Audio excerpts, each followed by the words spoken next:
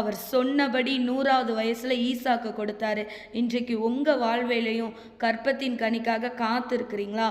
உங்கள் நிமித்தமாக அவர் சந்ததியை உருவாக்குகிறவராய் இருக்கிறார். உங்கள் நிமித்தமா உங்களை ஜாதிகளுக்கு தாயாக மாற்றுகிறவராக இருக்கிறார். அதனால் ஒருபோது சூழ்நிலையை குறித்து சோர்ந்து போகாதீங்க. நம்ம சூழ்நிலையை பார்க்கக்கூடாது, ஆண்டவரை மட்டும் நோக்கி பார்க்கிறவர்களாக இருக்கணும். அது மட்டும் இல்லாமல் தொழிலில் ஒரு ஆசீர்வாதம் வேணும்னா அதையும் நமக்கு கொடுப்பாரு. நீங்கள் அநேகர் யோசிச்சு பாருங்களேன், இந்த வாக்குத்தத்த வசனம் நமக்கு அடிக்கடி ஆண்டவர் கொடுக்குற வசனம் தான். இந்த வார்த்தையை கேட்டுட்டு இருக்கிற உங்கள் யாருக்காவது இந்த வாக்குத்தத்த வசனம் வருஷத்தில் கூட கொடுத்துருக்கலாம், அந்த வருஷத்தின் துவக்கத்தில். அப்போ கொடுத்துருக்கிறாருன்னா, இப்போ தொழிலுக்காக கொடுத்துருக்குறாங்கன்னா அந்த தொழிலை வச்சு இந்த வாக்குத்தத்தத்தை அனுதினமும் சொல்லி சொல்லி ஜெபிக்கணும். இந்த தொழில் மூலியமாக உங்களுக்கு ஒரு ஆசீர்வாதத்தை திரளாய் பெருக செய்ய போகிறார். உங்கள் சந்ததியில் ராஜாக்களை கர்த்தர் எழும்பி வர செய்ய போகிறார். அப்படிப்பட்ட தொழிலை உங்களை பெருக பண்ண செய்ய போகிறார். அதனால் ஒருபோதும் சோர்ந்து போகாதீங்க. அது மட்டும் இல்லாமல் இன்றைக்கு ஆண்டவரால் தெரிந்து கொள்ளப்பட்ட ஊழியக்காரர்கள், அவங்க ஊழியக்காரர்கள்லாம் ரொம்ப ஆத்துமாக்களை ஆதாயம் செய்யணும், அவங்கள பரம கானானுக்குள்ளே அவங்கள சேர்க்கணும் அப்படின்னு சொல்லி கிறிஸ்துவுக்காக வைராகியமாக இன்றைக்கு அநேக ஊழியக்காரங்க இருக்கிறாங்க.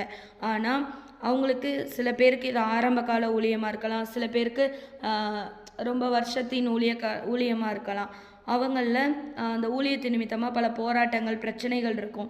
இப்போ ஆத்துமாக்களே வர்றாங்கன்னா விசுவாசிங்க, அவங்களுக்குள்ள சில கசப்புகள் மனஸ்தாபம்னு ஏற்பட்டு ஊழியக்காரங்களே சில பேர் சோர்ந்து போய் இருப்பாங்க.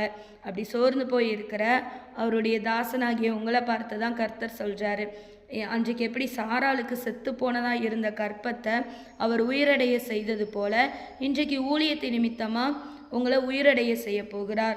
ஏன்னா அன்றைக்கி அடைப்பட்ட கர்ப்பம், அந்த சாராளோட கர்ப்பம் தான் இப்போ சபைன்னு வச்சுக்கோங்களேன். அந்த சபையில் உள்ள விசுவாசிங்க இப்போ ஒரு ஆவியில் ஒரு உற்சாகம் இல்லாமல் ஒரு உலர்ந்து போய் ஜீவனே இல்லாத ஒரு சூழ்நிலையில் இருக்கிற அந்த விசுவாசிகளை தான் கர்த்தர் இன்றைக்கு உங்கள் நிமித்தமாக உயிரடைய செய்ய போகிறார். அதனால் ஒருபோது ஊழியத்தை குறிச்சோ இல்லை உங்கள் குடும்பத்தை குறிச்சோ ஊழியக்காரங்க நீங்கள் ஒருபோதும் சோர்ந்து போக வேண்டாம். கர்த்தர் உங்களுடனே கூட தான் இருக்கிறார். அந்த ஊழியத்தை குறித்து இனி உங்களை வல்லமையாக எடுத்து பயன்படுத்தி அந்த ஊழியத்து நிமித்தம் திரள் கூட்டங்களை, திரள் ஜாதிகளை, திரள் வகையினரை உங்கள் சபைக்கு ஆத்துமாக்களை கர்த்தர் பெருக செய்ய தான் போகிறார். உங்கள் நிமித்தம் அவர் உடன்படிக்கை பண்ணியிருக்கிறார். அதனால் இன்றைக்கு கர்த்தர் நமக்கு வாக்குத்தத்தம் கொடுத்துட்டாரு.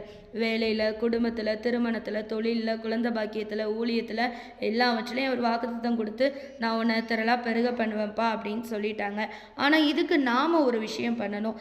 இதுக்கு நிபந்தனையான ஒரு வசனம் இருக்குது. 17ஆம் அதிகாரம் 1வது வசனம், நான் சர்வ வல்லமையுள்ள தேவன், நீ எனக்கு முன்பாக நடந்து கொண்டு உத்தமனாயிருன்னு கர்த்தர் சொல்கிறாங்க.